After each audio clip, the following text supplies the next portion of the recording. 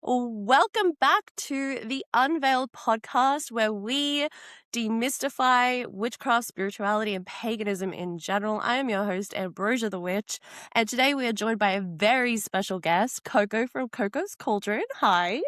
Hi. Oh my God, this is so exciting. I love this. We're both so nervous, by the way. Like, That is I've never ridiculous. interviewed.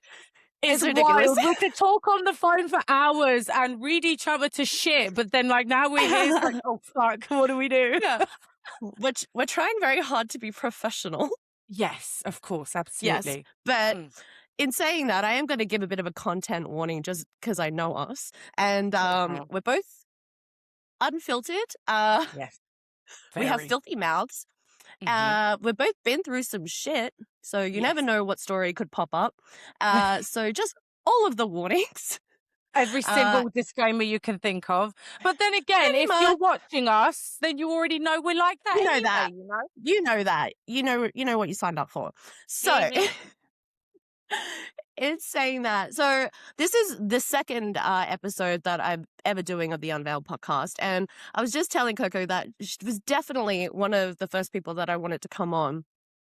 And the reason this got expedited, so we literally decided this yesterday, was Literally. because of a TikTok that she made a call to arms for the divine feminine, for the protection of it. And it did something to me. And I know it did something to a lot of people. So tell us a bit more about that, because you've started something now. I Tell us. know, and I'm not gonna lie. I did say a couple of prayers to Lilith before I posted that, and it's just that right now, given what we do for a living, given that we are connected as we are to the world, um, that comes with a cost, and the cost of that is feeling our surroundings, and sometimes there's only so much you can protect yourself and veil yourself. When there's a collective energy that you just quite simply cannot escape, it embeds into your soul. And I think it was the night before I filmed that video, I was talking to my friend on the phone. She rang me completely out of the blue and was just like, "What's wrong? I don't feel good. Something's in the air." And obviously, we just had the blue moon, didn't we? So I was just like, "Do you Yeah. know what? I can't explain it to you. I feel sick. I have a pain in my womb. Honestly, Amber, it's almost as if I have those chronic period pains that day." But no period in sight, nothing to trigger that. And I just found myself crying and sobbing.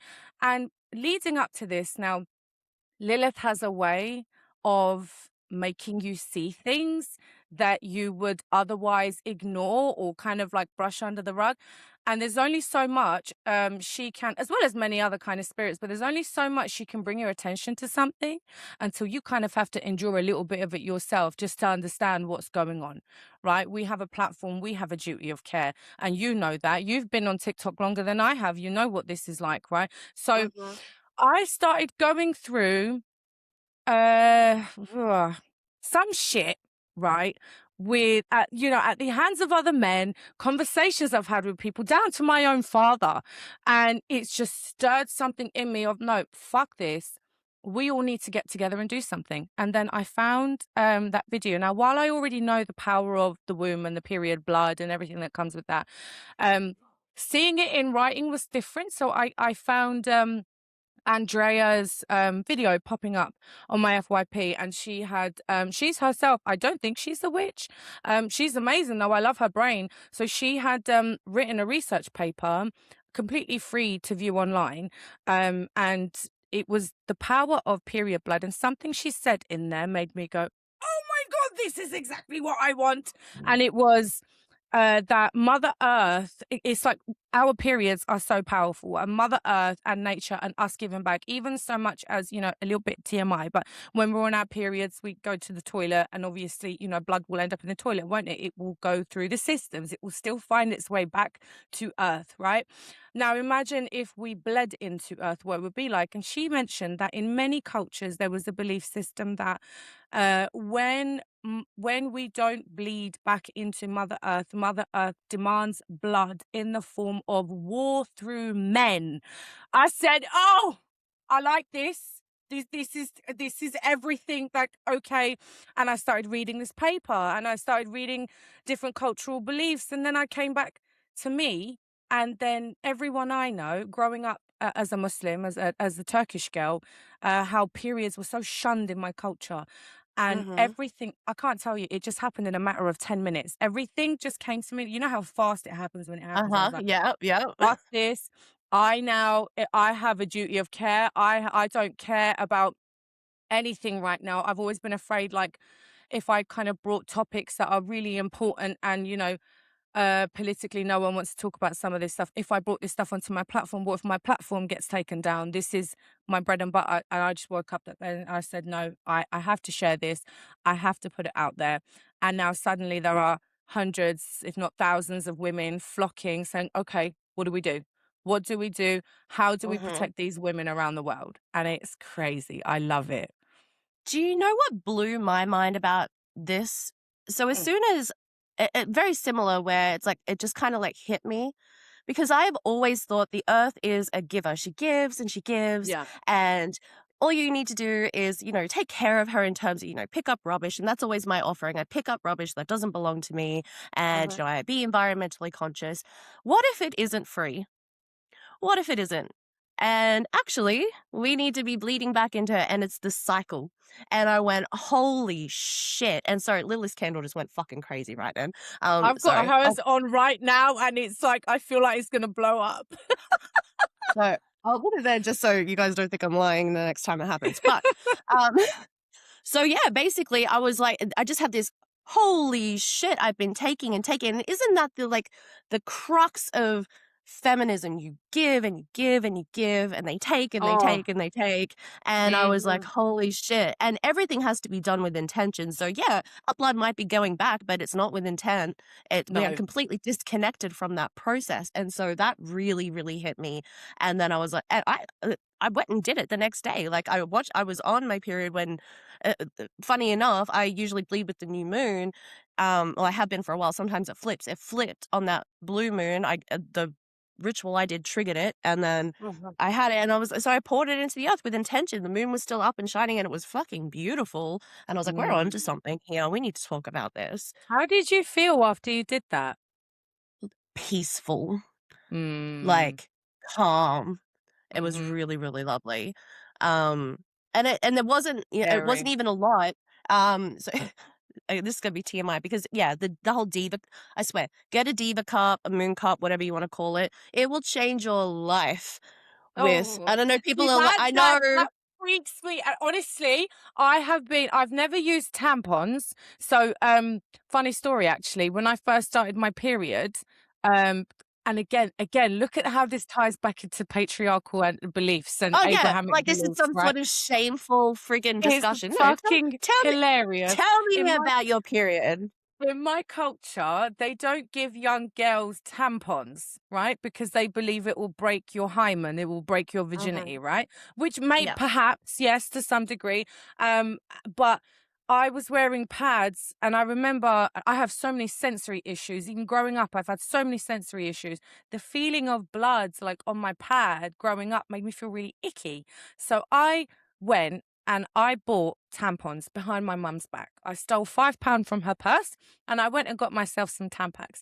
Now, I was never taught how to use them because I was told I can't use them. So what Hmm. does my ass do?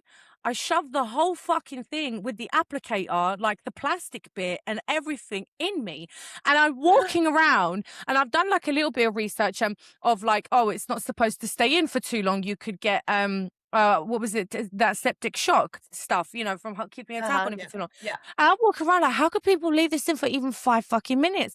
And when I took it out, I actually, very TMI, but I cut myself on the inside, like taking it out because nobody Yeah. told me how to do it because I just wasn't Mhm. allowed to do it. And now, like looking back, even I mean, I've had kids and my periods are really heavy. And there was something also in that research paper where Andrea had stated that the more women do this, where they give back to earth, their periods don't hurt as much. And I'm thinking, oh my God, now I can't say if that works or not for myself because I haven't tried it yet.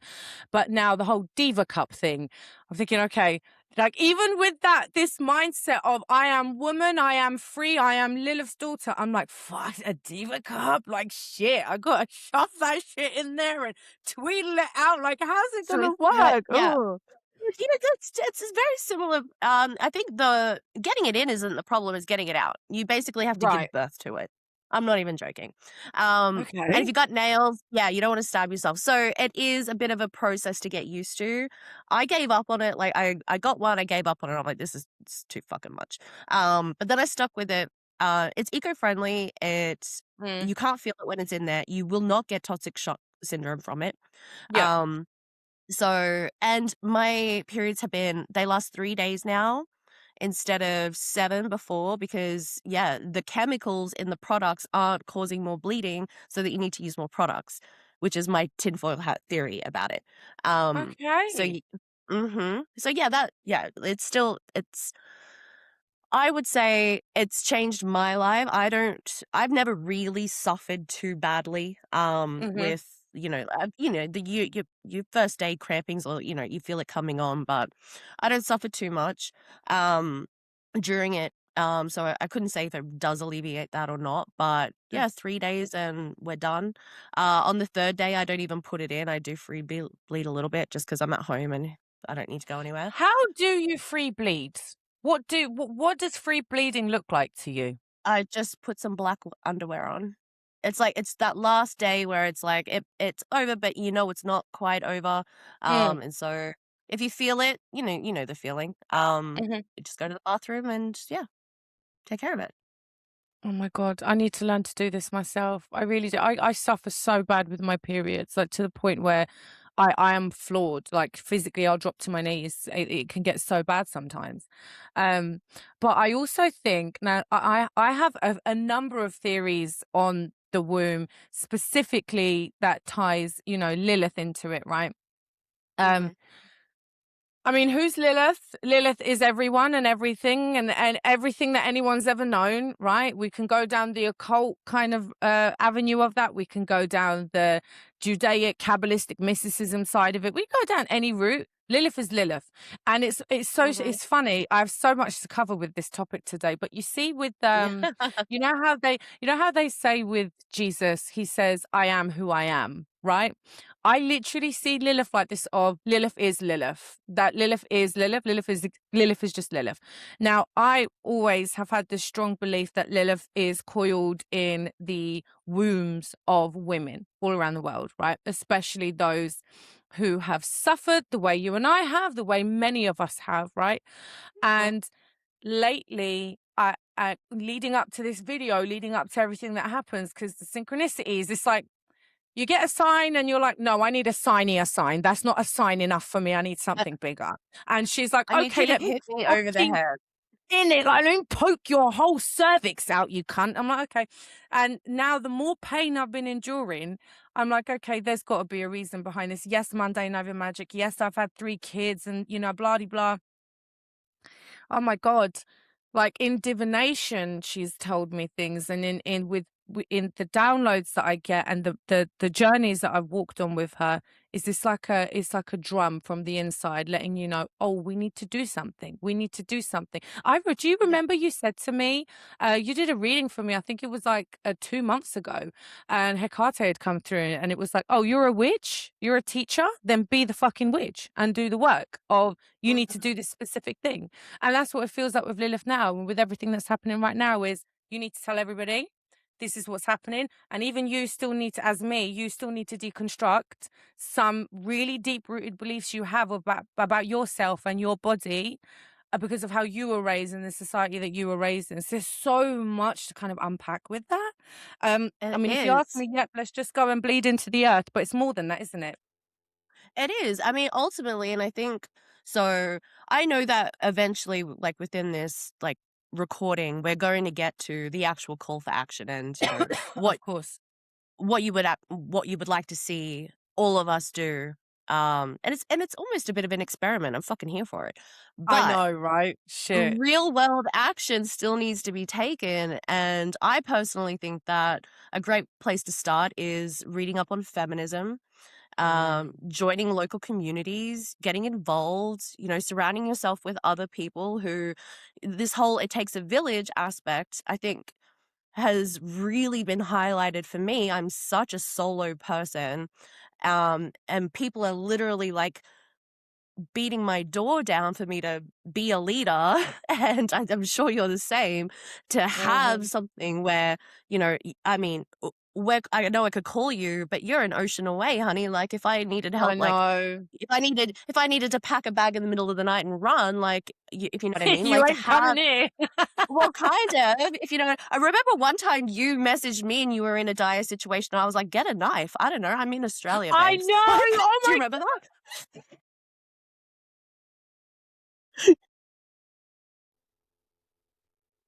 Like, I can't help. Get a knife. Get a knife. I can't help you.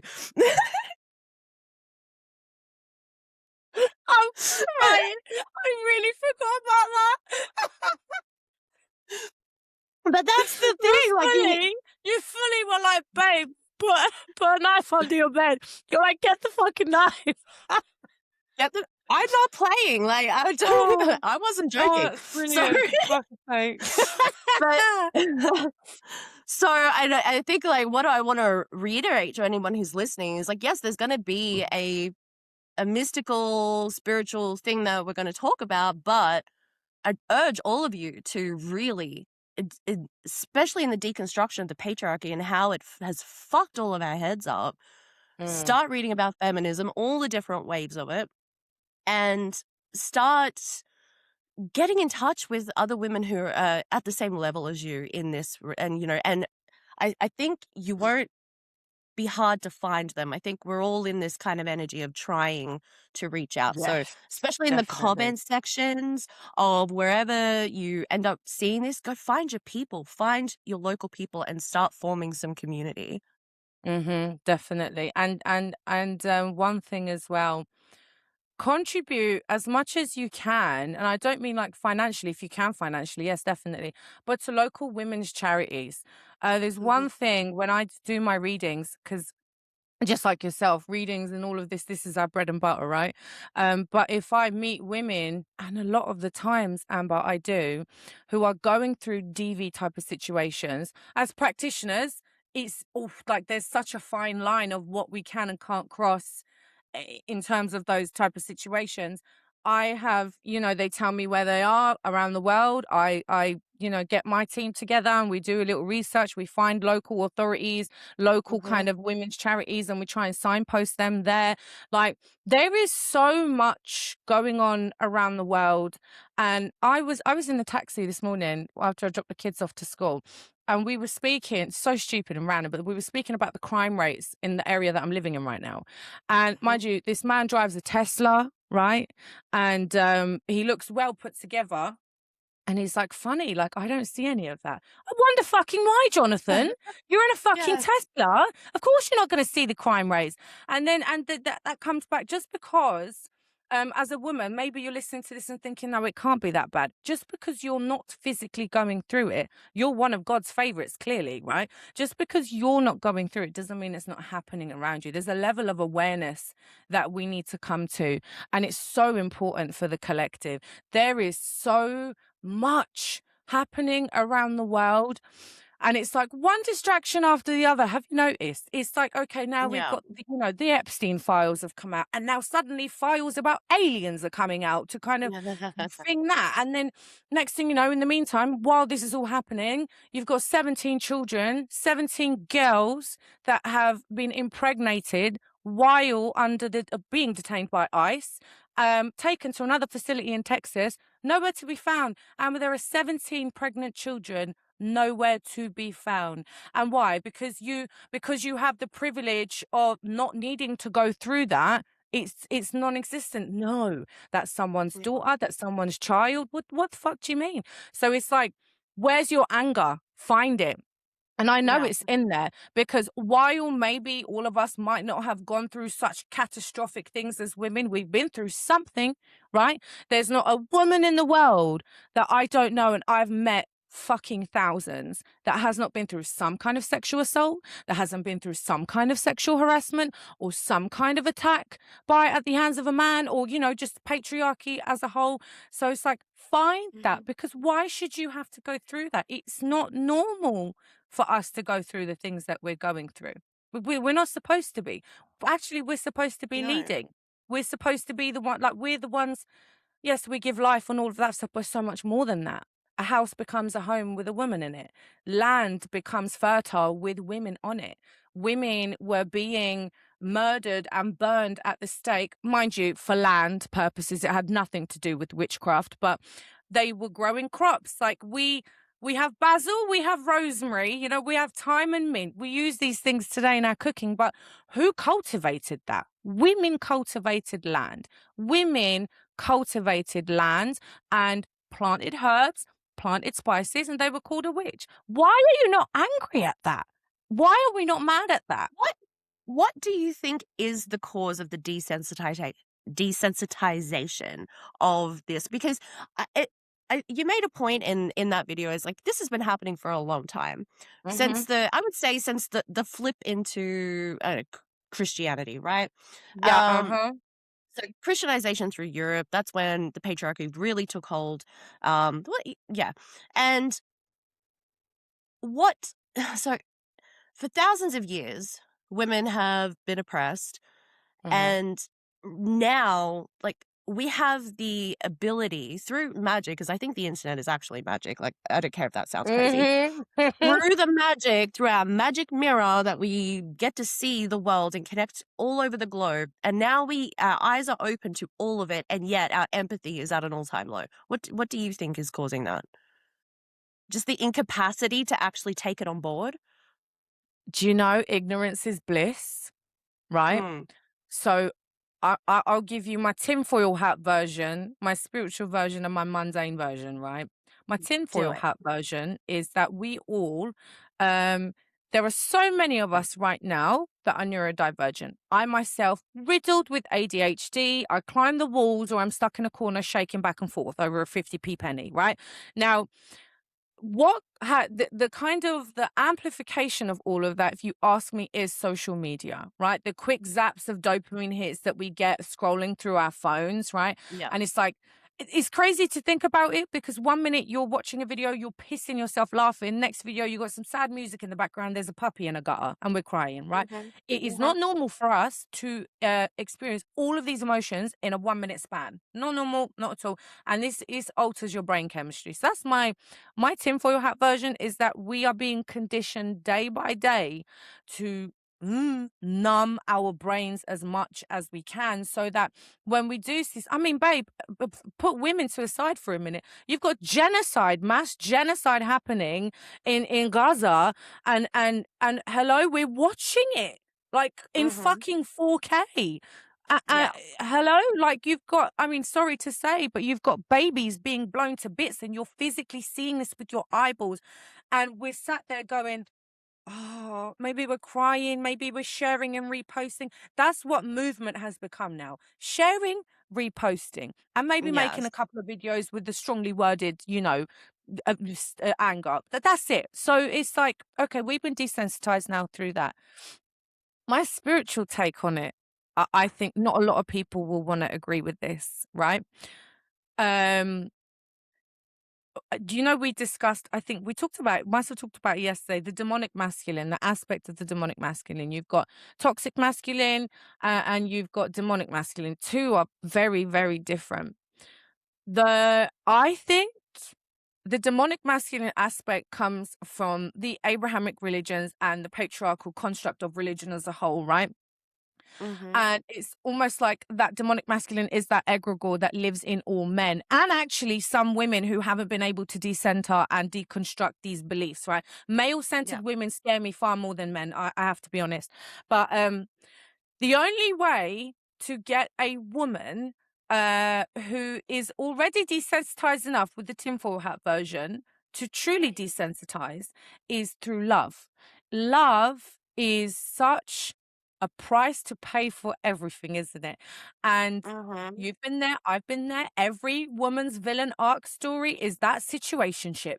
right? And we take so much, and what I believe happens is the demonic masculine siphons from the feminine womb.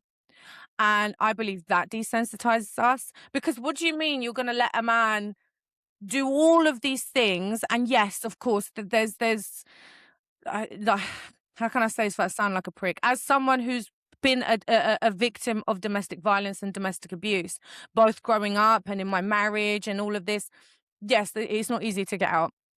But once you kind of notice, it's so hard to stay, and you're stuck between a rock and a hard place. So you have a lot of women around the world right now dealing with how to get out of a relationship. How can they see past that? How can they see outside of themselves in that moment? They're just trying to survive, right? So the demonic Mhm. masculine is making men work harder to crush women.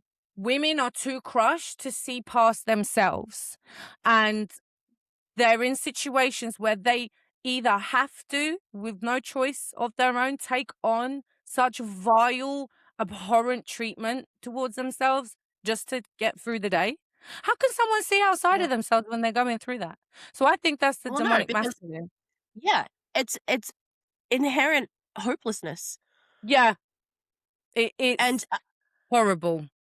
and that's how I feel when I'm watching something that enrages me, Mm, that all the things that we've already mentioned, any new thing that kind of comes up, I am in fucking raged, and then I go mm. straight to helpless. I'm helpless. Yeah, I and that is horrible, because what can I do other What than can I do? share and fucking repost? What can I do? Exactly. And I can sign a petition, and I've joined a political party, and I'm trying, but shit's not changing. If anything, it's going in reverse. And Mhm. the fuck is going on? And it makes me even more insane, and so even more helpless. And it's so the antithesis of who I am. I'm fucking powerful. I can do anything that I want to do. Yep. I am fully at the point in my life where my free will is paramount. I know I can do anything that I fucking want to do. If somebody were to hurt somebody that I love and was in proximity to me, I would. The things I would do, and yet Mhm. I cannot muster that or feel that for the external. And that is such a weird thing that I'm kind of grappling with. Like, as you know, I've only just kind of come into it with Lilith, and I think this is sort of my lesson that I'm kind Oh, of yeah, getting good to at luck the with that, moment. by the way. Fucking hell, Yeah.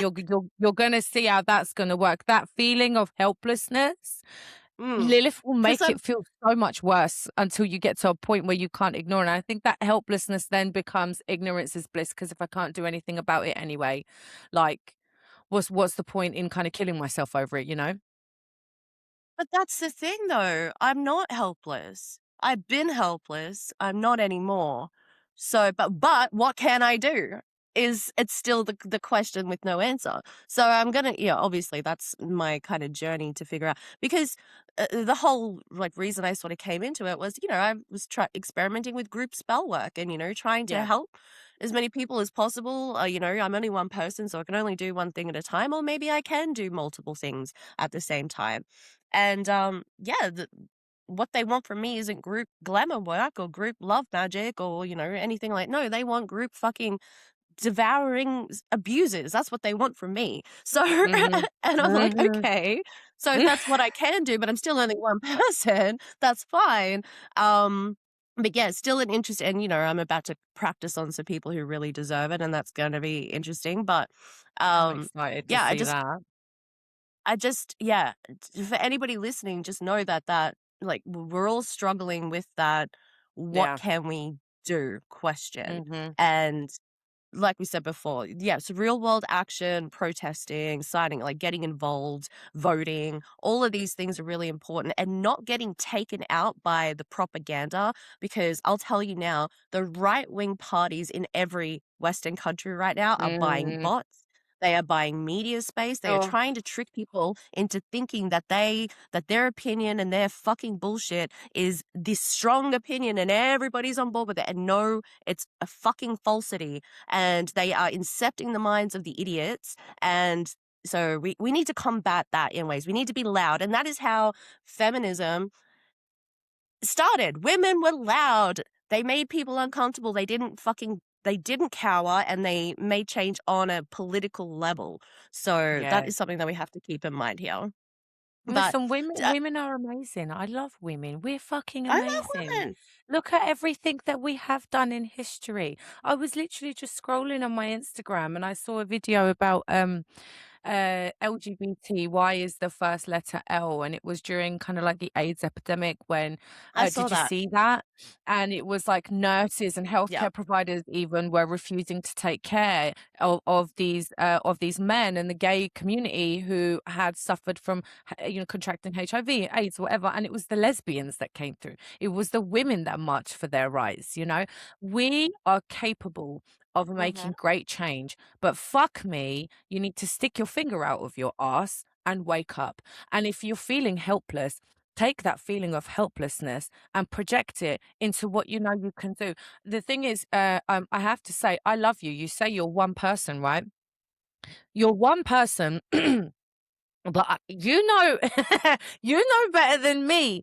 We're not alone in what we do, right? No, You might be one no. person, but fuck me, bitch, you've got an army behind you of spirits, right? You have an Mm. arsenal of connections to the ethereal that, no, actually, you're not alone. So you might be lighting 7 candles, right? To do like a little, I don't know, curse breaker for a couple of people. Meanwhile, there's like 7,000 behind you going, what, is that it? Fuck, I thought we were going to do more than that. So if every woman and every witch, it's not just exclusive to being, a biological woman. If every witch woke up and went, fuck, I really am not alone. If they all connected with their ancestors, those who walked before them, right? That's the main place to start, is with your people, right? The people, the blood of your blood, right? And then connected to gods of the old, because that is where it all starts, right? If we all woke up and did Hmm. that, I mean, why do you think witchcraft is a sin anyway? It's the witchcraft became a sin so that patriarchy could take over. It's not actually a sin. It Exactly. was made a sin to separate us from source, the true reality of the universe. So what, hello, can we all get together and light a fucking candle? Like, even that alone, just that act alone can cause a ripple effect in the time continuum. Like, it's we need to have more belief in ourselves that actually we can do it. Well, it's an interesting point. So for us to, I mean, I know my goal is to destroy the patriarchy, but without, like, and with what, I could be a little immature sometimes with my anarchist kind of viewpoint of, you know what, burn it all to the fucking ground, and that's Yeah. all well and good. But then what are we gonna do? So it's I do like the idea of kind of going backwards past. So not backwards into this 50s, 40s, 60s, if you know what I mean. Backwards into, centuries, and Yes. tapping into that. And I Mhm. know I feel it with my ancestors connecting back that far. And it's a lot of work to do it. It is. It's not Yeah, easy yeah. because they made sure that we were disconnected. So, Mhm. and you go back there, and the support and the fever dreams and the Oh information god, that you yeah. get, it's incredible. And so, yeah, to kind of have any shot at undoing, or maybe not even undoing, but moving into a new future, we have to go back Yes. past the Mhm. damage. Mhm. So yeah, that's definitely something that I'm going to be putting an emphasis on in my sort of ancestral veneration, I guess education that I do, as I sort of explore that more. Mhm. Um, but in terms of Lilith, I think, do you think she is the reason the, like, divine feminine movement is just exploding at the moment? Do you think she's behind it? Yes. Yes, yes, yes, 1,000,000,000 times yes. Not just her alone. Of course, there are many fantastic kind of energies behind that movement. But Lilith, if I was to ask you, Amber, like, who is Lilith? Who is she to you? Is she an infernal? Is she a fallen angel? Is she, Lilithu? Is she a wind spirit, night spirit? Is she the one that tickles your balls at night? Like, who is she to you? I've been asking myself that question over the past month or so as I sort of approached my initiation with her. And Mm. I truly feel as though she's a primordial female force. Mhm. Like, older than old. Yeah. And I think she's rage. I think she's turned into feminine rage because of the Yes. events. I don't think she started that way. Mhm. But that is her form now, or at least it's an aspect of it because that's what lives within me. And I do feel, not to like draw it's almost like a mirror. I know that I'm feeling that because that's a part of her, if that makes sense, because even though I've always, I mean, so she reached out to me or like made herself known weeks before I found out my husband was cheating on me. Oh god. Yeah. Uh-huh. And the fucking rage I felt in the like because like the audacity to cheat on me. Are you fucking kidding? But anyway, are She you said the serious? audacity. The audacity. But not just that, it was the way he handled being confronted. Anyway, Oh so there god. she was, and there I am in my rage, and it was just too much, and I rejected it, and I went into, poor me. Mhm. And then, she's come in a few times, and it was just such an intensity awakening my intensity that it scared me. And my rage has always scared me because anytime I've ever let go, it's never made anything better. I've always made the situation worse with it Mhm. because I had no Yeah. control. And so I think what she's really coming in this time, and well, what I know she's doing is for me to tap into this rage that isn't just mine. It is the rage of the collective, right? Yes. Tapping into that, but not in a way where it consumes me, not in a way where I am destructive to things that are not requiring destruction, but to be able to harness it and wield it.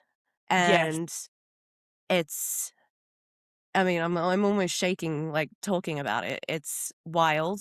Um, and I don't have any regrets about not doing it sooner. I don't think I was ready. Everything happens when it's No. supposed to. Mhm. Um, but yeah, I'm super excited to see kind of where this takes me in my practice. I wasn't expecting to do it. Like I said, it was a quick turnaround. Although I had like channeled her Just a before, quick and turnaround, she says. it, it fucking was like I was not expecting this, and then Mm. the level of commitment that she was requiring from me to be able to, if you know what I Oh, mean. yeah, there's that part as well. That, like, initiation with her and the Yeah. requirement of that initiation, I was gonna say, once she let her in, there's no going back. Like, Oh, she's I there know that. for life, forever. Even, No, like, I've got, your video, oh my god, I'm not gonna lie, it might have even turned me on a little bit when you had the fire in your hands and you were in your fucking serpentine era, bitch! I saw that. I was like, "Ah!" I love that shit. I knew straight away that had something to do with Lilith, right? it Um, did. Lilith has, so this is something that I'm kind of like studying, right? Lilith has certain connections to parts of your body, right? And certain parts of your body. We've obviously discussed them, but one of them is your hands, right? Which Hmm. is why. So I've got, I don't know if you can see. So I've got one Lilith tattoo here, right? This was the first Hmm. one that I got. And this was kind of to give Lilithian energy being my right hand. This was my intention. And then I have the one on my left to receive that Lilithian energy. So I'm in that current on both sides of that Lilithian energy because, you might think it's just a tattoo. It's not, it's a fucking initiation, right? Do you And think he asks that of her? Because I have had the biggest urge to get her she sigil does. tattooed on Nope, me. she asks. I'm telling you, it is. Do you know what? But I do you know don't where she think. wants it? Right Where? here. Here. Yeah. Yeah, see, I mean, I'd love to get my bazookas out right now, but I've got like a big tattoo that goes down there and it goes down to my stomach already, so I don't have room there. But I initially wanted to get her glyph here, right? And then I was like, no, I want to. Oh, it sounds a bit manic to be honest. But I was like, I want to be fucking branded. Like, I want people to see my hand and go, fuck, that is the daughter of Lilith. I'm not going near that. Right. And I think it's not that she demands it.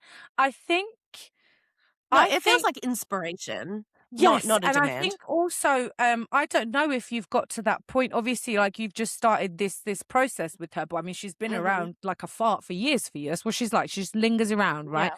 But it's like the love for me.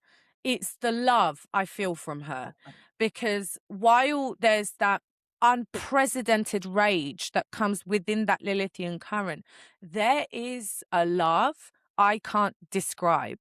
And it took me a minute to feel it, because once you kind of start walking with her, the first few steps of that path is just a bit like, oh, do I step there? Do I? And then suddenly you just get taken by her. And then it's just, wow, this is love. Like, you got Christians talking about the Holy Spirit. Lilith is the Holy Spirit for me. Like, it's that feeling of, it's like, oh my God, if I could, I would get you branded on my forehead. Like, it was just the love that I have for her. And you know what I mean? So I think, is she now creating this feminine movement?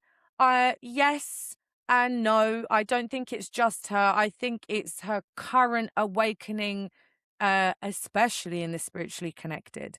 And I think also the more we talk about her, and I don't know if you realize, it's only been in the last few years that she's become more and more popular. As the Mhm. patriarchy's been putting their thumb down more and more, Lilith is getting more and more popular. So I believe, like you said, she's become that rage now. Now that she's tapped into all of these other practitioners, these women, these people's currents, their energetic currents, and everything they've been through is enraging her now, because now we're all tied and connected to her. Do you know what I mean? So it's like, now it's like, well, Yeah. I know she knows what's happening, but now none of us can ignore it. If Lilith is now saying, fuck it, we need to do something, now none of us can ignore it. And it becomes like a ripple effect. If I'm feeling it, you're Yeah. feeling it. Next thing you know, your neighbor's feeling it. Next thing you know, your kids are feeling it, of this rage and anger. So yeah, she's fucking everywhere, man. She's everywhere. She's in the shadows. She creeps around. She scares the shit out of me, but God, I love her. Definitely is definitely something to do with her. Yeah. Would you agree that like the rage aspect doesn't require healing, it requires expression? Oh Because my that's God. what I feel. Yes. Yes, because babe, there's no there are certain wounds that can never truly heal. More so we come to acceptance with certain things, Mhm. right? Um, but is acceptance compliance? Because there's and complacency rather. There's accepting this Mhm. has happened to me, this is a wound, and I'm never truly going to be able to hear it, feel it, or heal it. How can I now? What can I do with it? Because it's just sitting there. I have to do something with it. So yes, expressing that through Well, it rage. turns And into a weapon. yes, yes, So, definitely.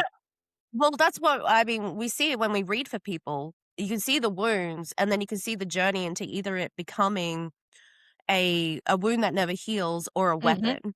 And Yeah. it's the three of swords personified. You either take the sword out and wield it, or you leave it stuck in there, right? Hmm. And a lot of people take the sword out and then, you know, attack everybody with it. And it's like, no, Hmm. no, no, no, no. You only attack the people who are dangerous. Yeah. And so there's the whole, I guess, journey of understanding who is dangerous and who isn't, based off of, I mean, this is so nuanced based on everybody's own personal experiences Yeah, of and their own course. wounds. And, but yeah, that's how I've always seen the journey, especially seeing it in others and even in myself. I mean, I think my biggest issue, just to kind of give an example, was, yeah, I was betrayed by my husband. The first thing I wanted to do was be like, you know what, never again, fuck that, I will never love again, never gonna get Hmm. me, like bad bitch forever. No, that's actually the coward's way out. It is, yeah. That's taking that betrayal out and then attacking everybody Yes, and instead. yourself as well. Yeah, the brave thing to do is to put that sword in a sheath and try and love again. But knowing that you've got that sword there, so you've got data now. If anything's off, if anything's fishy, you can take that sword out and do your damage. But you don't just I attack people. really I like hope that analogy, hope this didn't. actually. I hope it makes sense. No, I love it, because fuck, we've been through something similar with that. Um, that betrayal, like, it's not light, man. Like, it's not, it is, you give your life to this person, you give them children, right? You risk your life giving birth to humans, and they they turn around and do that shit. Like, what? It's horrible, and Well, it's isn't that the earth similar? shattering pain. Yeah, for sure. It's I saw something recently that kind of made me think, and I guess this is the the story of Lilith being the first wife of Adam, Mm, and her having to leave Adam, and maybe she didn't want to, but she had to. She had to for her dignity. She had to for her worth. She wasn't going to stand it. She wasn't going to be treated secondary. And mhm. that kind of hit me hard because I didn't want to leave my marriage. I love that idiot. But I had to. I had to after that. Yeah. Like there was no way I could stay. And so I felt like a little bit of a correlation between that story, whether or not it's canon or not. It still It's was, canon. It I is. Of course it is. This is the thing is, it's our experience, and that's. Oh, I want to give you a hug now. It's so fucking horrible, isn't it? Like it's. I remember um when this happened to me, and I remember how it felt. I remember that I've never had since. I don't know about you, but like that visceral feeling when you find out, like you already know it, but you get that confirmation and it's there in black and white, and then you have to sit with it for a second. Like you can't Yeah. move, you freeze, and then everything goes. Like for me, I had like the physical sensations I was experiencing in my body when I found my husband having cheating on, knowing though I knew he was doing it for so long because he was such a narcissist. It was like there was never enough evidence. I could literally catch him balls deep in another Ugh. woman and he would find some, like, you know what I mean? But it was like Oh, yeah. I got that confirmation, and the first thing was, "Oh, I feel vindicated because I have proof now." Then it was like I sat with myself like, "You dumb bitch! What do you mean you're happy about this? Like, what are you happy about, babe? All the feelings and the emotions." And with Lilith, I'm not sure if you've read the book of Lilith by Dr. Barbara Koltov yet. If you haven't, No, you've no, got no. to read that. Oh my God, you have to read it. And while Lilith left Adam, Lilith did go back and still, have sex with Adam, and they also had many illegitimate children. And we are Interesting. the result of these illegitimate children, right? So That's interesting. That he is. cheated on Eve. And the thing is, it's okay. Why did Lilith go back? And mind you, obviously, this is just one aspect of Lilith, right? But why did Lilith go back? Because she fucking wanted to, man. She wanted to get her back blown out. She wanted to enjoy herself. And it's this one saying is that sex and everything that's natural and normal. I mean, babe, I don't know about you. I love getting my back blown out. I think it's one of the most healing things for me, right? Well, Why should I yeah. feel ashamed of that? Why should I feel Well, no. ashamed of that? So she went and, had fun and had a few fucking kids out of that, right? And then let's not forget as well that she was threatened by the angels. If you don't go back to the Garden of Eden, we're going to kill off your babies. So Lilith said, okay, you're going to kill off my children, no problem. But I'm going to kill the children of Adam. Then she went and procreated with Adam. And we are the result of those illegitimate children that she procreated with Adam. It's almost like bypassing the system of, oh, you're going to kill my children? Do you want to kill Adam's children? Let me go and fuck Adam, have kids with him. Are you going to kill his children too? It's like Lilith has a way of fucking the system so much. And that's what we need to be doing. Do you know what I mean? In That's so okay, I didn't know that aspect, but it's Hmm. funny because when that story kinda triggered the whole, like, correlation of my journey, yeah, I went back a couple times. I'm, Yeah, like, of witch enough course. to it I'm witch enough to admit it, and yeah, a few of them were to get my back blown out. Sue me. Better the devil you know sometimes, okay? But it always caused me pain. I always fucking hated myself afterwards. So yeah, so that's interesting. I like that. But yeah, I like Don't the be whole ashamed. gaming system. Like, so yeah, what are you gonna do? Yeah, I fucking love that. And I Like, think like imagine Lilith literally said this to God. She's like, "Oh, you're yeah, gonna take my children. I'm gonna fuck your creation and create more creations. And what are you gonna do about it?" Like, she's a menace. I fucking love her. That's how is that, and that's what's kind of like being activated in women today as well, of this like ridding yourself of the shame of that, because Yes, Amber, you might have felt like shit after you did it. I've been there too. I also remember. In fact, I didn't leave when I first found out that he'd had, mind you, he was sleeping with prostitutes like left, right, and center. And I finally got the proof, and I was just like, okay, what do I do now? I didn't leave for many reasons at the time, given that he was a very abusive person anyway. But like after I did leave, yeah, I went back. I went back multiple times, and now I look back.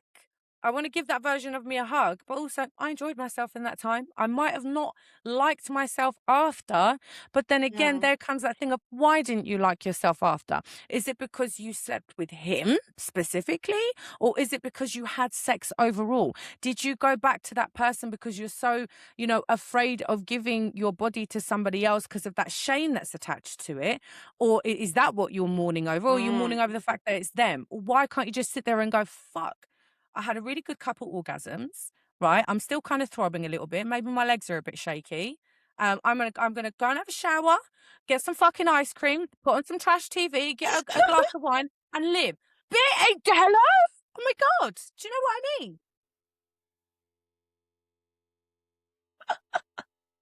Oh my god! How did we even get here? I'm not sure, I've but no idea. I This knew is a this. call to I knew arms, this people. would happen. Fuck your exes. It's a call to arms as we completely overshare, I but know. it's fine. I think they're gonna like it. Yeah, no, no. It's a relatable topic because, like I said, it's every I think woman's so.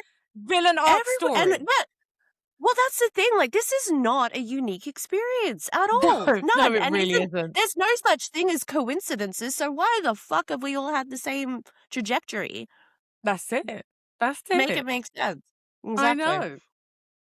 So, with what is the biggest misconception you would say about working with Lilith that you see? The biggest misconception of working with Lilith, it kind of ties into online witchcraft as a whole in a way. Mhm. Um Witchcraft as a whole is more than just aesthetics.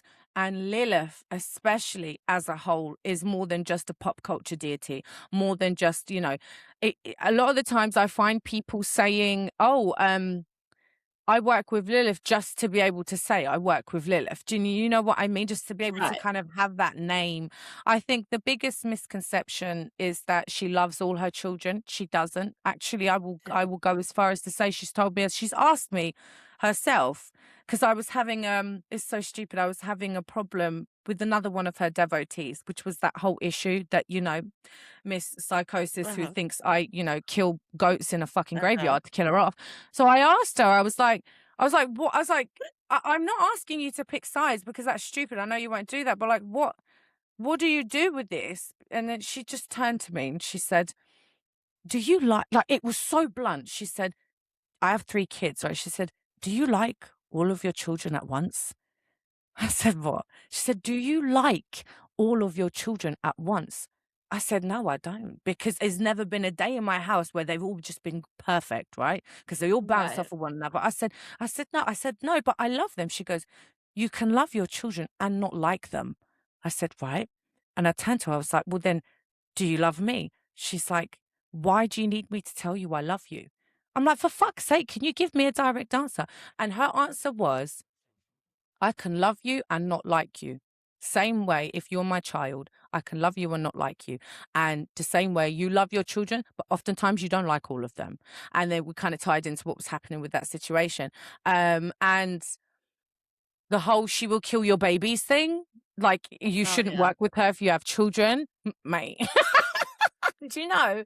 I think Yeah. uh I think she saved me in my last and mind you, I hadn't connected with her at this point. Like in my last birth, I almost died. Pretty sure she saved me in that one. And I have a friend who's a Muslim witch who actually kind of will tell you to shy away from all of this and kind of do other stuff, right? She called on Lilith instinctively when she was giving birth and she was having problems, and it was Oh. Lilith that came through, and some weird things happened in the labor and delivery ward. She ain't going to kill your kids. She's not going to coddle you. She will show you love when you meet her in the right place, but also she probably doesn't like you. And I know that sounds really shit, But it's the same way as it's not a transactional relationship. Like having a relationship with her is very different to working with her. Do you know what I mean? Which I believe with you specifically is going to be far deeper than you thought it was going to be, on a Yeah. soul level. And that I'm I excited to see how that goes. Yeah, well, I guess, yeah, me too. It's like I said, I'm still sort of integrating a lot of it, especially the ritual itself. Oh God, yeah. No, you did not need to set your hands on fire to initiate with Lilith. That was just it was a No. vision that she showed me, and I went, bet I can do that. Um Awesome. well, I saw my hands alight and me like stepping into her energy, and I went, I know. Because I initiated with Hecate years ago, and it was very similar again, and the hands are so important, right? Hmm. And so I figured out how to do that, like, mundanely and safely. Hmm. But yeah, my blood was involved, the earth was involved, the fire, like, and drawing I had to do it 3 times as well. Um, and the connection and the rush of it, could I have achieved that through a meditation? I'm sure I could have. Um I'm sure it would have been fine. But Yeah, probably. but I'm me, and I like to set things on fire, including myself. So that's where we ended up with it. But Yeah. yeah, that definitely wasn't a requirement by any means. That was just yeah, that's just me being extra. But Hmm. I also wanted to make a statement with it. You know what? If I'm gonna do this, I'm gonna announce it to the world. I'm gonna step into this. I'm gonna fucking do it properly. Hmm. And yeah, if we're on a recruitment campaign, well, we've been proselytizing about Lilith for like I don't know however long now. And if you're feeling called to it, or you're already feeling her energy around you, Coco's already mentioned a really great book to read. Start looking up her mythology. Start trying, or maybe even giving an offering, seeing if you can connect. See kind of what comes up for you, and just know that it is going to be this journey of deconstruction and reconstruction. Oof. Yeah. Um, I did the Clipothic journey, and Hmm. that was a few years ago now, and in a meditative state, I literally deconstructed myself in, like, the most visceral way and reconstructed myself just so I could see that I would put myself back together the same. Just so Oof. I could actually conceptualize that I would put myself back together the same way, and, like, there was nothing wrong with me.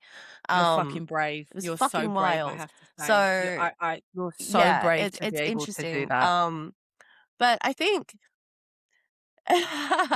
I'm just collecting initiations at this point. But, I um know, right? She's got a whole booklet now. She's got a scrapbook of initiations.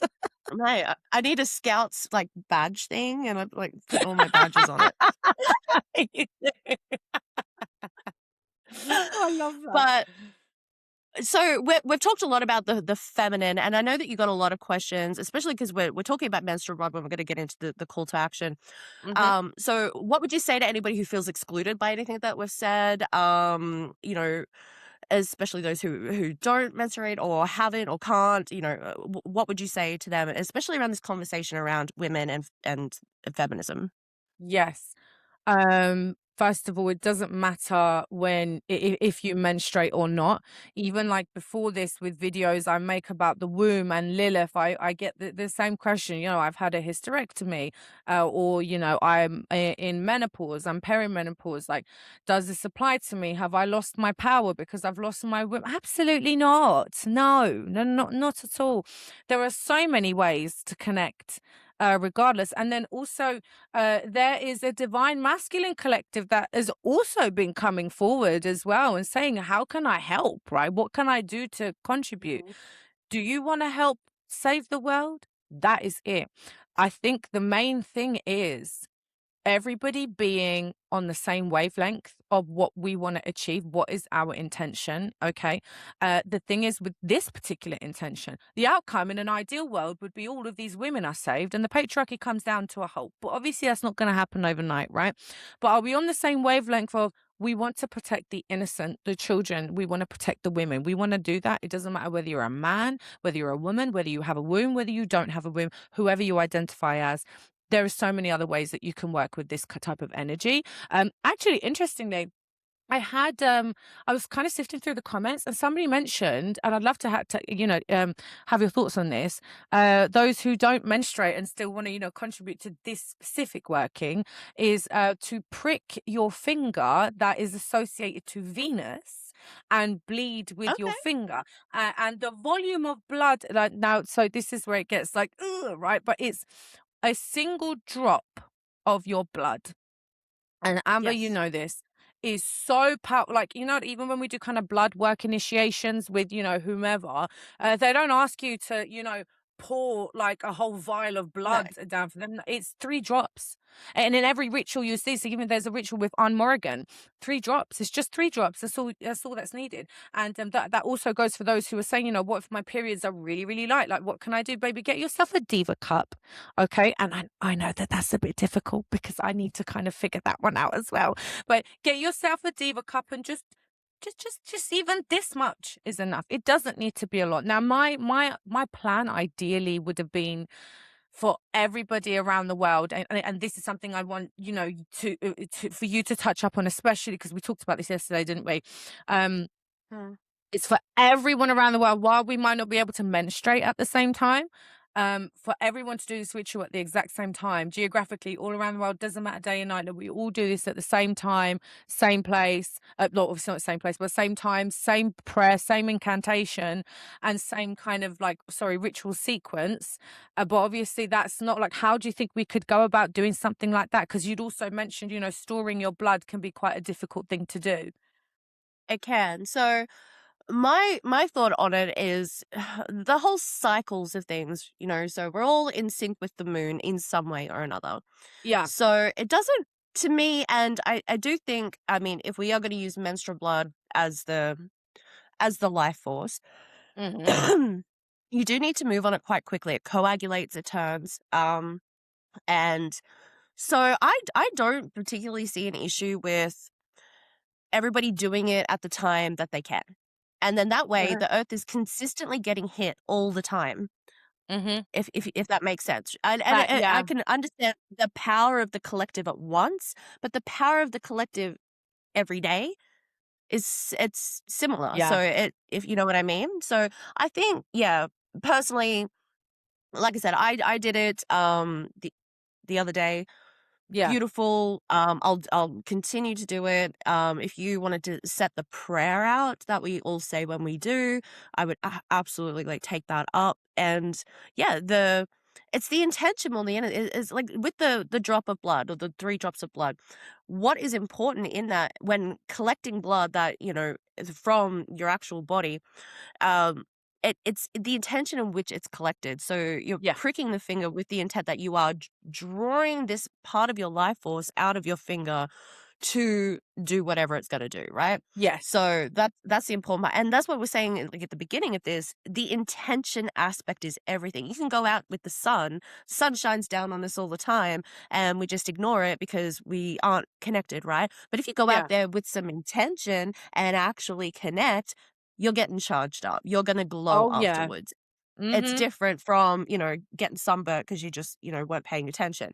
Yeah. So, it is, like, the intention aspect of you literally spending your precious currency, which is your time and your attention, on something matters. It matters greatly, and I think, yeah, if you don't have access to menstrual blood for whatever reason, that is a really good alternative. It's the intent aspect, and, yeah, I think I kinda like the idea that we just set this emotion and everybody just does it in perpetuity, and we bring back something from the ancients into we just make this is just what's done. This is just Yeah. what's done It's now. just it's just a regular cycle now, like, regular thing to do on that Yeah, random Tuesday afternoon on yeah, your period or, whatever. Yeah. mhm, yeah, I and I think think, that's yeah, I know amazing. the diva cup thing is a bit intimidating.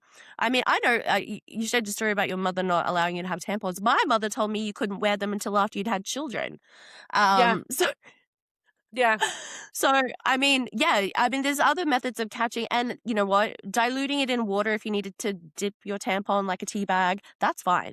Like, whatever, just get some of it and pour it with the intention. And Mhm. yeah, you'll, just catch some of it on a finger, whatever, go wipe it on the grass. Just, yeah, that's kind of where I see this kind of going and it just becoming a ritual that is part of the cycle. Everyday And life. so, Yeah. so if your cycle is in sync with the moon, or you're not having a period, then pick a lunation. Maybe you give a couple drops every full moon, or something like that. And tie yourself in and make it a ritual where you're giving back, because, like I said, that epiphany of holy shit, I've been taking from the earth, thinking it's free Wi-Fi, and I Yeah. haven't been giving back. I Mhm. haven't been giving back. And so yeah, like, now that I have that gnosis, like, I'll be doing it in perpetuity. And when I no longer have menstrual blood, I'll be pricking my finger. I think, like, yeah, this is, it makes so much sense to give back in that way. And blood offerings, it's a literal life force putting it Yes. back in. Mhm, And and I kind of, that's the thing, isn't it? I have to say, you mentioned in the kind of, the end part, I just caught it, like, on TikTok. I hadn't, seen it, but you were touched up on blood magic in your last episode. What would you say mhm. to those who are afraid of using their blood in ritual work or in something like this? Because it is quite intimidating as well, and we've got a lot of Yeah, new brooms coming along saying, I'm a baby witch, which you're not a baby witch. You've just come home and you've just woken up. That's it. You're just, you're learning. I But hate that they term want baby you witch. to I do. fucking hate it. I hate it. I know. I used to say it as well, and now I'm like, oh my god, what a fucking cringe, you stupid bitch. But what would you have to say for those who want to contribute but who are less experienced in the craft and who are intimidated by the thought of blood magic as a seasoned witch yourself? Yeah, sure. So, with regards to this specific ritual, I would say, so blood magic, the reason it's so serious and so sacred is the connection to your ancestors. Yeah. Your blood, their blood, everything you do ties to them, ties to your lineage into the future, right? Mhm. So you have to be really careful about what you tie to yourself and the connections that you form, and and all of this sort of thing. Mhm. With and with giving it to the earth, your ancestors are in the earth, right? The earth sustains us. She is mother. Mhm. Um, Mhm. I don't see a downside. I truly don't.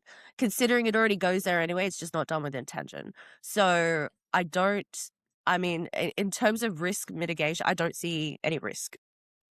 Um, There couldn't and be. Not with not even to just, like, downplay it to be like, "You'll be fine." No, like, I truly thought about it, and I don't see any risk in this at all.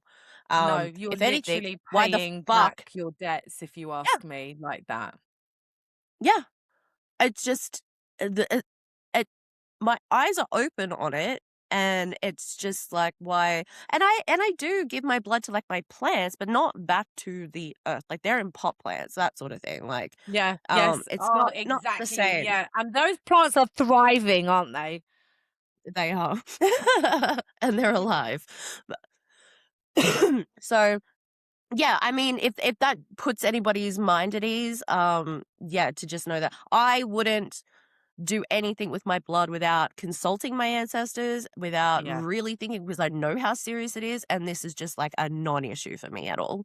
Mhm. Mhm. Definitely. It's literally you are just giving back to Mother Earth, and you kind of have to think of the entire feminine aspect of the universe, the moon cycles, the fertility of the earth, and all of that. It just ties into you. Do It's this you is we're all do you connected. think, well, whenever we do something, we should think of the consequences that could come from it. Do you think us feeding her like this is going to give her the energy to fight back in Yes. terms of the eco destruction that has happened? Yes. And I'm not gonna lie, I sat with this for a bit. Even like all last night I couldn't sleep. I don't know about you, I didn't get an ounce of sleep last night. And it Mm. was almost like there was this continuous interference of like I can't explain it. It's like, no, it's like nobody wants this message out there type of thing, which I know sounds a bit like, paranoia-y, but genuinely it's I'm a very grounded person when it comes to this stuff. But the think of it, if various cultures and beliefs around the globe believe that if we do not give our menstrual blood or our blood as women, back to earth. See, I'm burping. I'm trying so hard to hold them in this fucking podcast, right? I like every time I'm just like, is Mother Earth will demand that anyway in the form of bloodshed through war in men, right? So now, can you imagine if we all started feeding our mother again? The mother who sustains us, the mother who nurtures us, the mother who holds us once we pass as well. You know, we come from her, we go back to her, right? So, Mhm, imagine, like you said, we actually start paying our dues and mhm. fulfilling our due diligence.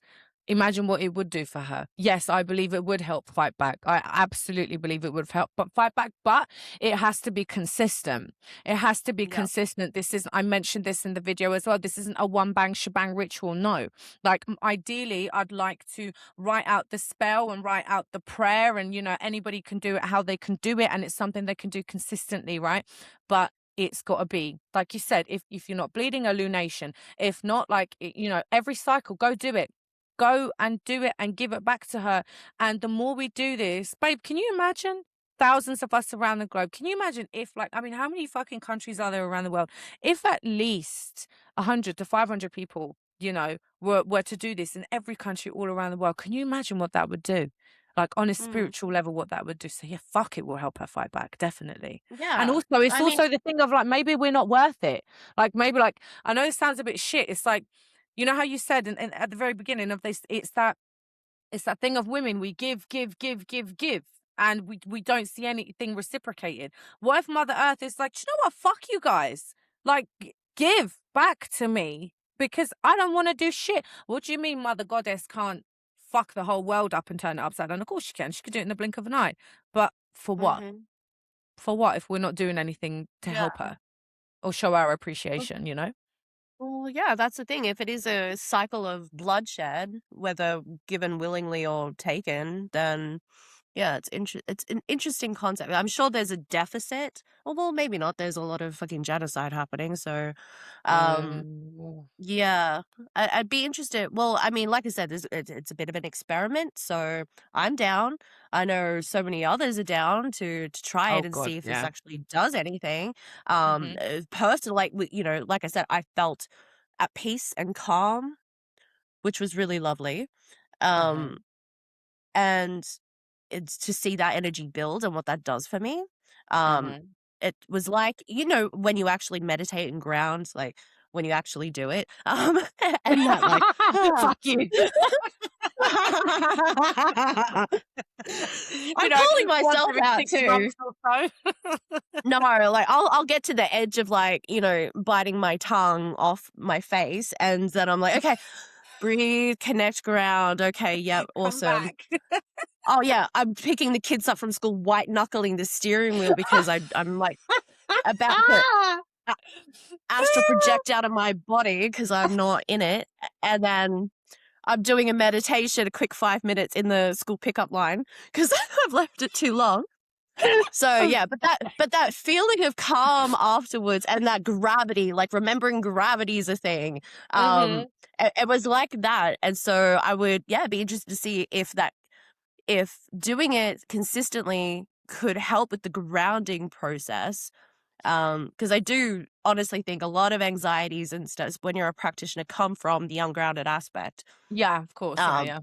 so if that could because it's a direct link from you're feeding the earth, and instead of having to willfully connect, if that would maintain the connection as well. So that's Mhm. something I'm interested to see if that ends up It happening. will help with your what the way I kind of see this working is not so much like, Mother Goddess decides to get up and just like bam, bam, bam, bam, bam, take out, all these. No, that's first of all, it's unrealistic.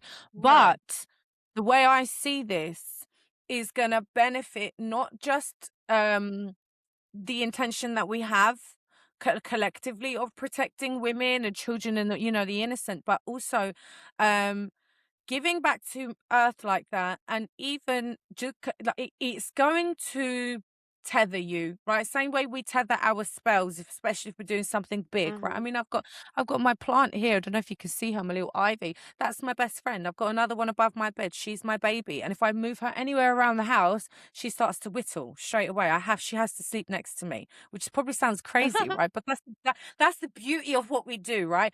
And now imagine, I feel like that with my plants. how much more connected are you going to be? Let me just say it like this. Let's say that you want to try this out, right? And let's say you're a bit selfish, because it's okay to be a little bit selfish. Sometimes we're a little bit selfish, and that's fine. What if you're like, okay, I want to do this and I want to help the world, but how is this going to benefit me? Baby, do you have any idea how much it's going to connect you to your intuition, from your roots to your crown? Because the energy comes from the ground up. As you said, gravity exists, but the way we're going to ground ourselves into this momentum and into this movement, I believe that this is going to help the collective, not only with the intention that we have, but with those who are performing this ritual, to deeper connect with themselves and their intuition. And that's the whole point, Amber, is we have been, because in the grips of patriarchy, we have been separated from source. Because we're told that we're not allowed to Mm. do what we do. Now imagine if we all reconnected. Fuck, we are the source, bitch. We're the creators of the fucking universe. So it's going to help us make better decisions that will help us as individuals, which will in turn help the collective, if that makes sense. So I believe this is beneficial in every which way, shape, and form. Yeah, I think so. Yeah. I mean, I guess time will tell. I'm Oh really God, excited. yeah, I'm so fucking excited. I've I am too. Well, I mean, I felt I was telling you, I think it was yesterday, the divine feminine ritual that I did with my coven a few years ago now, and that was to awaken the divine feminine, to Yeah. awaken the rage, to awaken. And that was, in response to seeing women's reproductive health rights being trampled on, Yes. and having, people that I care about in the States, being very concerned. And so, um, especially being in another country, it's all I felt I could do. It was all I felt I could do was to um, rally us all together, to do a ritual at the same time, to try and, get us to the point where back in first wave feminism, when we are not going to shut up, we're not going to allow this to happen. Fuck you, actually. Yep. And Hmm. so that's kind of where I want to see us all heading, is just being really grounded to the point where we know we're supported Hmm. and loud. And I don't even, how do I even explain this? Like, I could tell somebody to go fuck themselves, but it's more than that. It's It's actually bigger than mobilizing that. and actually Yeah. doing something. And, if you Yeah. can't, yeah. And if the rage you feel has you incapacitated and doom scrolling to escape it, then you're not going to do anything, right? You can't. Yes. You're completely, you're frozen. So Hmm. I'm really hopeful that this will, yeah, especially for myself. I know I get into those states, I freeze and I'm like just trying to escape, because it's overwhelming. So It is. yeah, I'm really hopeful that this would be, not the total solution, but a stepping stone in getting us to the point where we can be loud and not back down and actually show up in ways that matter in a real world sense. If Definitely. that makes sense. Definitely. Yes. Shit. What the fuck was I saying? Okay, right. So my question to you, as having initiated your life path with Lilith now, and I want to kind of touch up on what you said earlier, where you had already been feeling Lilith's energy around the time your partner, your husband at the time, had cheated on you, and it was too much to take in. And you said it was because you were afraid of your rage. It was too much. You were afraid of your anger, and you'd said that you never felt that your anger fixed anything. When you actually did exercise and express your anger, you felt like it made things worse. So, what advice do you Yeah. have for those of us who also have that anger and are terrified of our own anger? Because I know myself, my anger is, oh my God, it's I God help you if you have to cross paths with me when Yeah. I'm like that. But it's like, what, I love that part of me. I love that part of me. But what advice would you have for those who are afraid of that part of themselves? Well, I think I love that part of myself too as well, because it's only ever come out in the extreme, right? It's Mhm. come out because I needed to protect myself or somebody else, or Mhm. it snapped, and that was retaliatory. So the reason it didn't fix anything is because, yeah, I've just kicked somebody in the face and now they're a bloody mess and everyone's like, "Oh my God, why did you do that?" And it's like, anyway, sorry, but If you know what I mean, like it created a bigger mess, and and I don't know if this is a Lilith thing or whatever, but no one's ever on my fucking side when I snap. When I snap, I Oh, I am persecuted. But when me they too. snap, oh, all the empathy in the fucking world gets bestowed upon them. Like, what do you Yeah. mean? Fuck. Oh my God. Oh, bitch, I feel vindicated. This has to be a Lilith thing. Because I don't know about you, like even growing up, um, Hmm. because I'd like to think of my rage as being righteous. I'm not getting Right. angry because you didn't make my tea correctly. I'm getting angry because you're a fucking cunt and you have Yeah. pushed and pushed. And I'm not only looking at how you're treating me, because how sacrificial of us. I'm all right with how you treat me to a degree, no matter how bad it can be, which is something that we all need to control. But I watch how you treat everybody else. And fuck you. I want to wrap my hands around your throat and just fucking Yeah. watch the life force leave your eyes. And guess what? That's a very divine feminine thing. But even growing up, having that righteous anger, even as a teenager, nobody was on my side. Even now, when I go through things, and usually the only people that are ever on my side are my fellow witches and my fellow spiritual friends. No one's on my side, bitch. Nobody is on my side. Do you What the know fuck why? is that? I've What I realized was it's scary. It scares them, and so they're like, put it back in because that was too much, and I don't want to witness that, and that's uncomfortable. And so it wasn't about me or me having gone too far. It was them witnessing it and it being too much for them, Yeah. and me taking that on board and being like, oh my god, I've made a bigger mess because now everybody's mad and I went too far. No, they just don't ever want to see that shit again because it made them so uncomfortable. Um, As it so should. as it fucking should. And I think the other thing that I'm kind of realizing is when to unleash it and when not to. Yeah. And I've never really had control issues. If anything, I've had over control issues, and I wish Yeah. I'd fucking unleashed and I hadn't.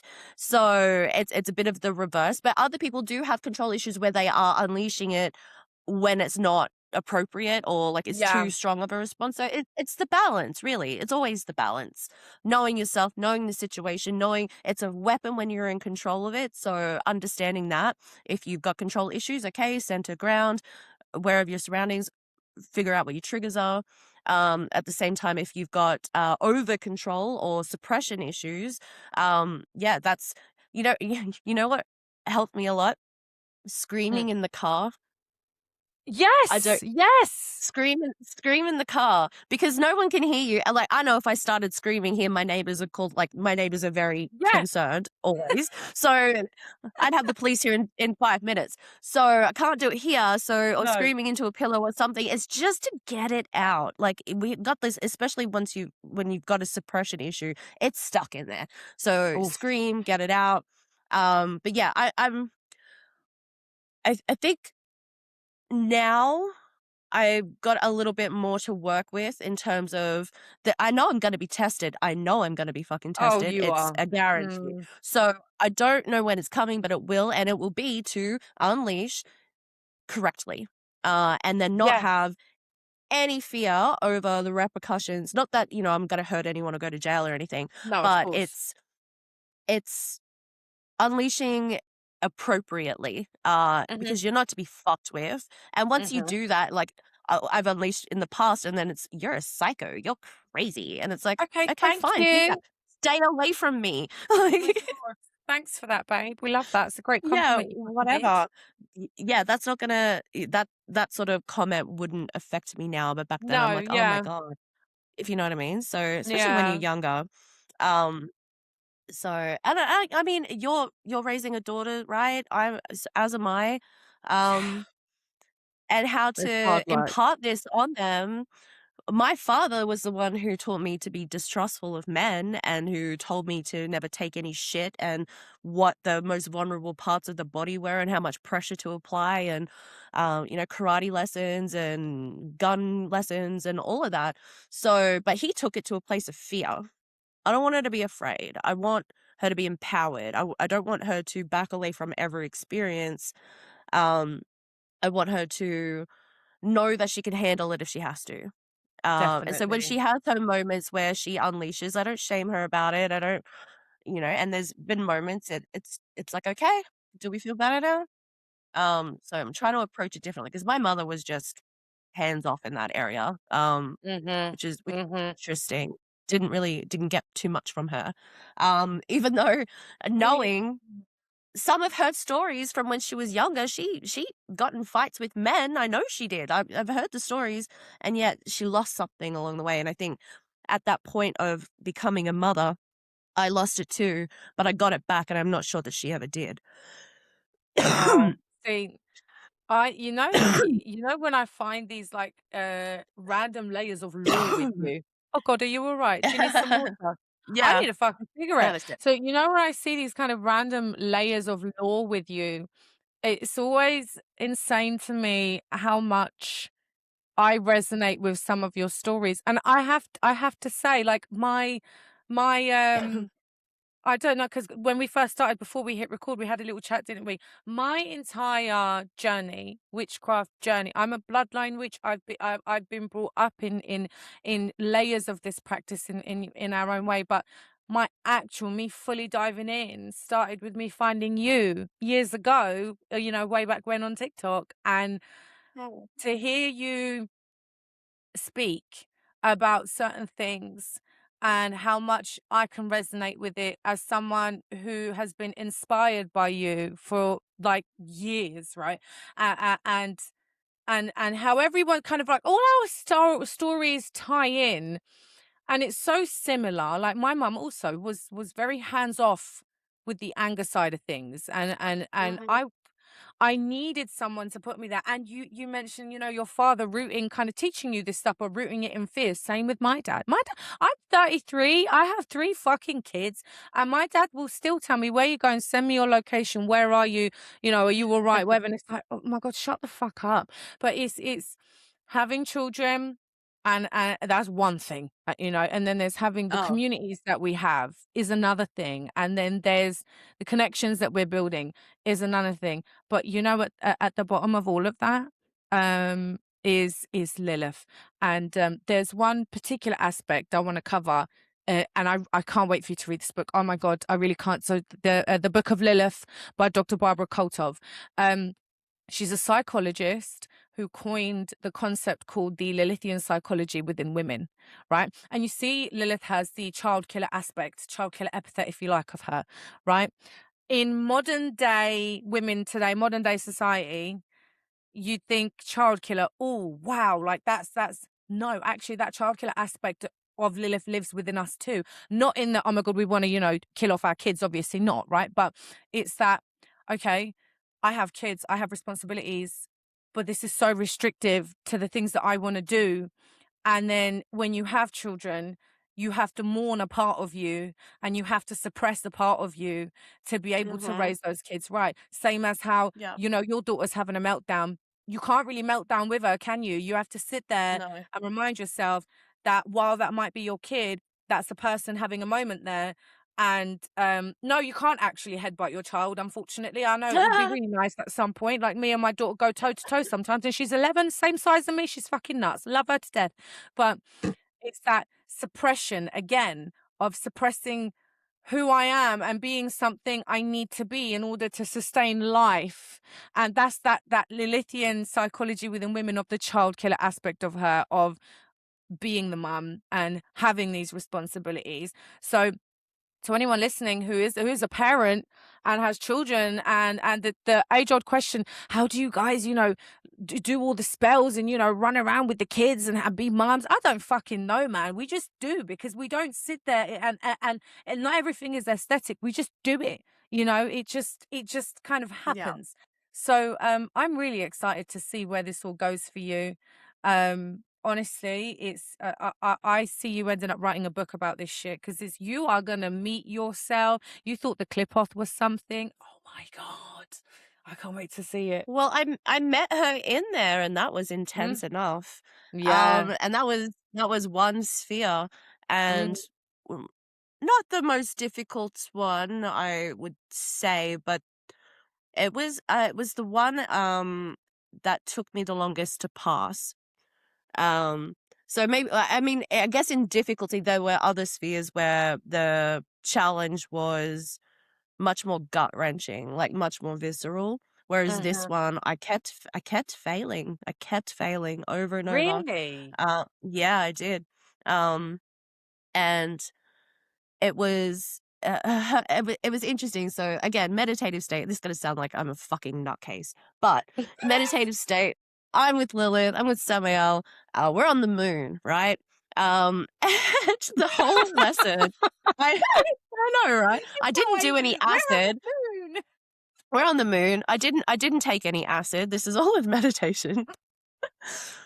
But I don't need to do psychedelics. My imagination is crazy enough. So, Yeah. we're on the moon, and the goal of the lesson was to connect to the moon as if I connect to the earth, to ground into the moon as if I'm grounding into the earth. And I was like, Mhm. piece of cake. I know how to ground into something. Wrong.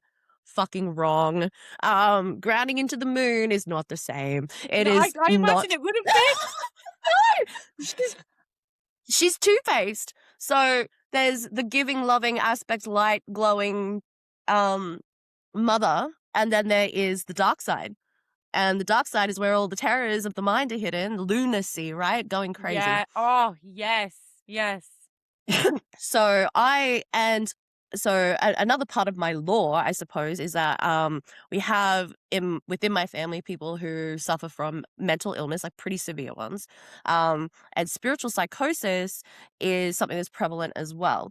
So Yeah. going on all of my spiritual journeys, I've been very mindful and even afraid to slip into psychosis because I've seen what it does. Like, I don't want to be stealing my friggin' daughter's bike and my nightgown riding around the street saying that Jesus is coming, you know? Stop. Yeah. No, I won't say which family member did that, but someone stole my bike and rode around the street saying Jesus was coming back in their nightgown. A family Sorry, member. I Anyway, don't wanna laugh. I no, it's no, they laugh about it now. They're stable. Oh, So the way you everybody's fucking currently describe it. everyone's currently stable as far as I know. So Oh, good.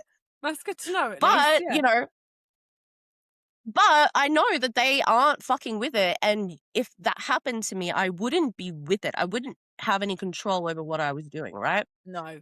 So, and that's quite scary. That, there was quite a big fear there. So every time I started to connect into the moon, that fear came up, and I felt my mind like a rubber band, like it was about to snap. And so I would pull back. I kept pulling back. I couldn't fucking do it.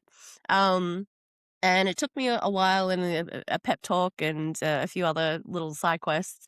But eventually I did, and I allowed the band to snap. And the feeling of it, it was more just about me being able to push my boundaries. Like, I couldn't go further in my connections and in my spirituality while having that obstacle there, while having that fear there. And it's a healthy fear in a way. It's a healthy respect, I should say. Fear isn't healthy. It's a healthy respect to what I'm doing, Yeah. to understand my boundaries and limits, and to slowly push them, not break through them or not bypass. So It's it was scary. good. It was You still even scary, yeah. saying this is freaking me out because did I say to you yesterday on the phone, um, the mental illness part, like what I'm so afraid of is losing my mind. And in dream work, I Mhm. don't like doing dream work because I have this like visceral fear that I'm not going to be able to come back. I'm going to get stuck where, Right.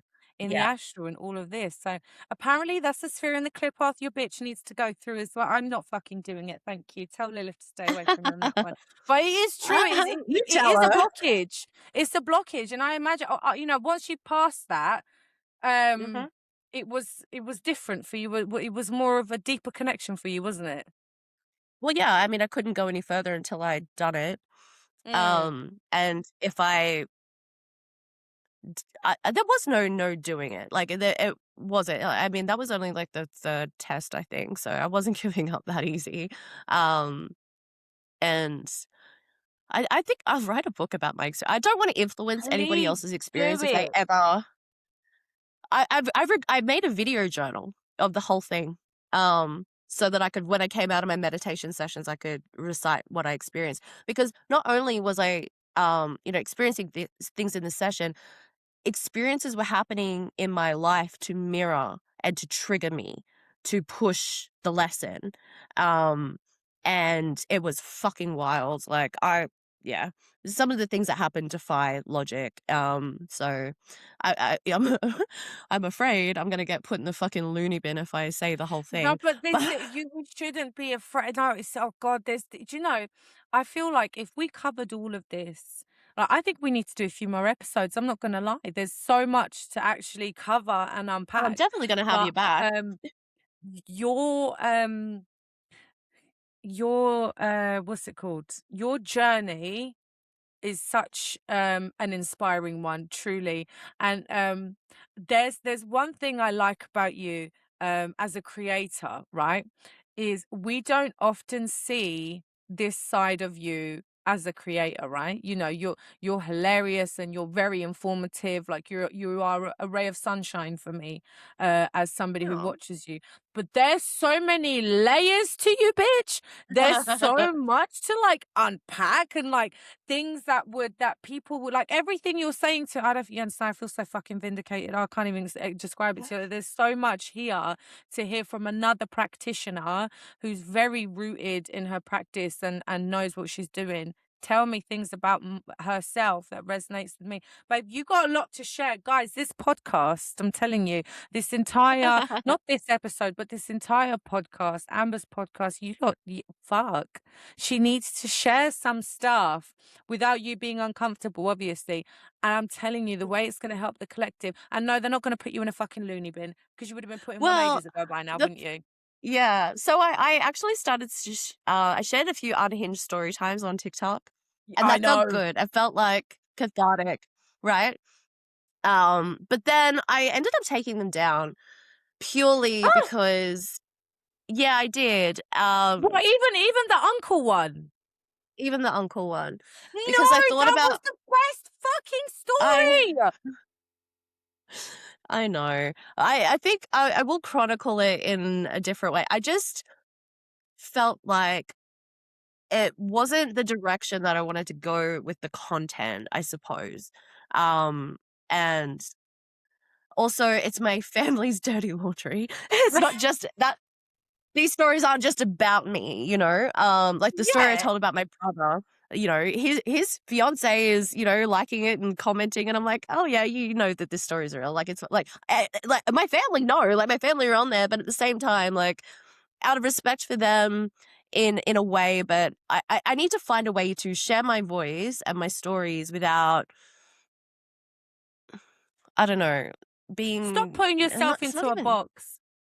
Stop putting yeah yourself into a box because I sat like and watched the uncle one specifically that one. I was like this by the phone. I was like every like I didn't think my jaw could drop anymore. Like every time you were speaking, I'm like fuck off. So it's like it is through those videos that obviously even though you know I know you, but it is through those videos it's like wow, like this is a side to her that is so like the law, right? It's like you're basically like Lilith yourself. It's like you're no. Ambrosia, but who even is Ambrosia? What do we know about Ambrosia? She's a really good witch, but who Well, is what do she? we know You about know? you? You're the guest. I feel like you're interviewing me. I'm doing a Oh shit no, I job. just no, I for me, I'm just you know, it's the same. We are who we are, and there's many Yeah. layers to us. There's so much to unpack and unravel within Well, our lives. what do you wish people would ask you more? Like, what question do you wish people would actually ask you? Because I know we get the same questions over and over. Um, like, what law or what tidbit are you like wishing you could drop but nobody ever asks? Do you know? Um, I think obviously we teach people, right? And that for the most part in our comment section, even though we've given you the list of ingredients that you need, there is, oh, what herbs do I use? It's there. It's there. Instead of asking me that, why don't you ask me what experience led me to that knowledge? because Right. I'm an open book. I have nothing to Mhm. hide, and I like sharing my stories because it's like it's cathartic, like you said. It's vindicating for me because to me, I'm kind of reclaiming those experiences. And also, I love to help people through my experiences. And granted, some of them are crazy, some of them are really embarrassing, but they made me who I am. They made my practice what it is. And if Mhm. you're following my teachings and my practice, wouldn't you want to know what kind of brought me there so that you can better understand the depth of that ritual or the depth of that belief or that prayer or that incantation? I think that I would Yeah. like people to ask me that. Yeah. That's actually a really great answer. I love that because I wonder, whenever I do come across something that intrigues me, I'm like, how did they get to that? It's Yeah. just the way my brain works, where I'm like, okay, firstly, okay, here's a spell. All right, let me deconstruct this. Blah blah blah. Like, how is this actually going to work? Firstly, and where did they get this from? And I'm compulsive, like on Patreon, when I'm teaching something, like, about saying how I fucking came to this. Yes. So Yeah. I offer it up, but yeah, you're right, nobody ever asks.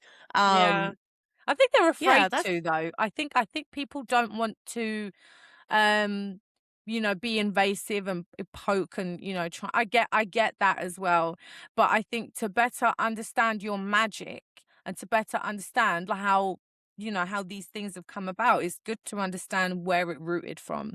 Like in your Patreon, I've been subscribed to your Patreon for fucking years, and I remember I think was it the well, it was the banishing candle that you taught. I think it was a couple of months ago, and the story with your leg and it was your foot and then this client and this and that. Like, okay, so it's all good and well. If you'd have just shared the banishing, which I mean in and of itself is good anyway, um, then that would have been good. But to know where that all came from and to know although you've done this ritual probably countless times where you've had to banish someone or something from somewhere, this is how you came across this is why you needed to do it this time because bitch's leg was about to fucking fall off. Like that's crazy, but I mhm. think that's amazing, and it's definitely more personal. You get to build a relationship with us, and I don't know about you, but I like to build relationships within our community. I think it's really important. Like you said, we have to stick together. I have a coven, and I'm very anal about who comes in and comes out,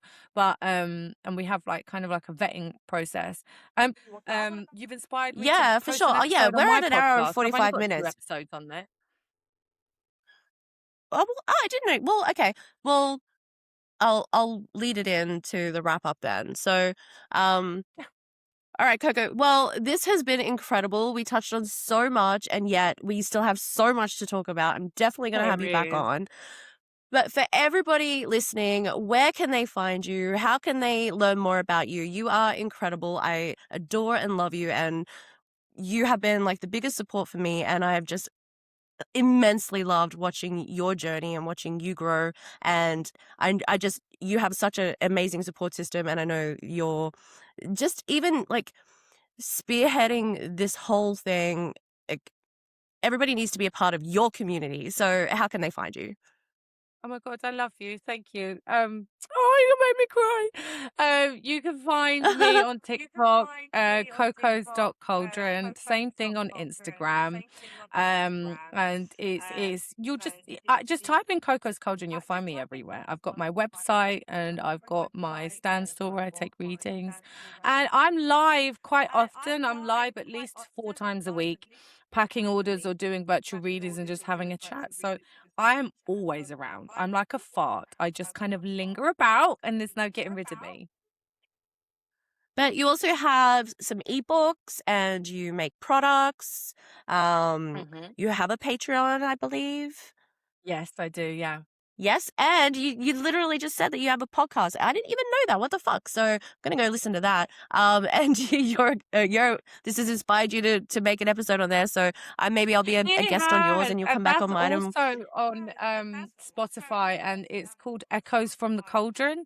I had it on my link tree, and then I took it down because people kept asking me to put up another episode. But my ADHD asked, I haven't uploaded on there in a year, and I've got 2 episodes on there. So I'm like, oh shit, I've got time now. oh, Today I might actually do one. Do it. Continue the discussions. But like, I know that you've just got so much more to say.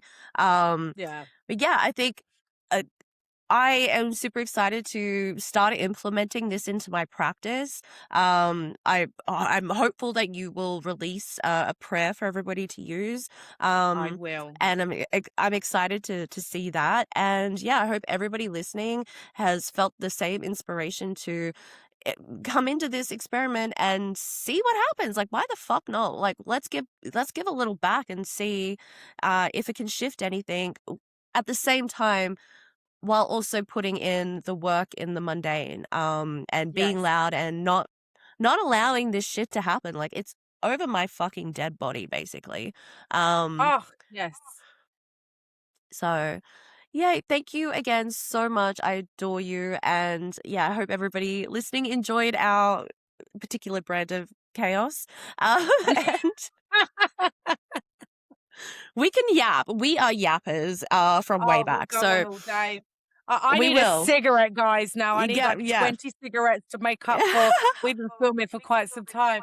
But thank you so much for having me. No, This is honestly an honor for me. I love you. You are an inspiration to everybody I love around the you, world. honey. I can't wait to see where your journey takes you with Lilith, and I can't wait to hear more about it. And I can't wait to see where this worldwide ritual takes us also. So thank you for letting me come I on. know. Yay. All right. Well, there we have it, guys. The next episode will air, I don't know, whenever I fucking feel like it. I think we're going to be talking we're going to be talking about technomancy. I've got lots to say, lots of thoughts. Let's get your tinfoil hat out. It's going to be great. All right. Thank you I all, and love we'll that. see you in the next one. Bye. Bye.